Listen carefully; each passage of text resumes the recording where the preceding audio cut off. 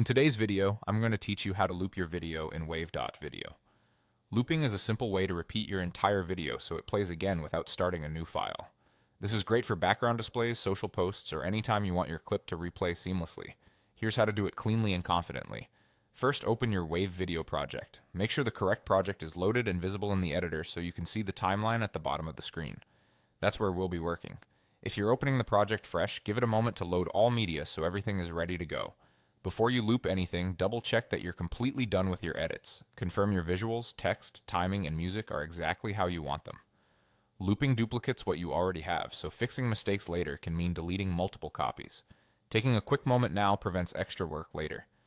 Next, look to the bottom of the editor and select the block on the timeline.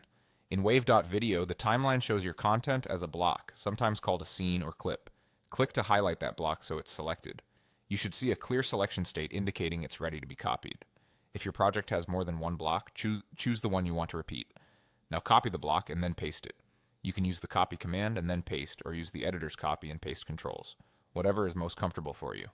When you paste, a duplicate of the block appears right after the original on the timeline. That immediately creates a single loop, meaning your video will play from start to finish, then play once more from the beginning of that block. If you want to increase the number of loops, simply repeat the paste action. Each additional paste adds another full playback.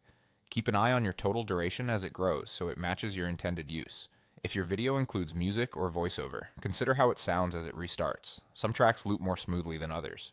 You can always adjust your audio inside the original block before duplicating if you want a cleaner repeat. And that's it, your video now loops. By opening your project, finalizing your edits, selecting the block at the bottom, copying it, and pasting it to duplicate, you've created a repeat. Do it again to extend the loop as long as you need.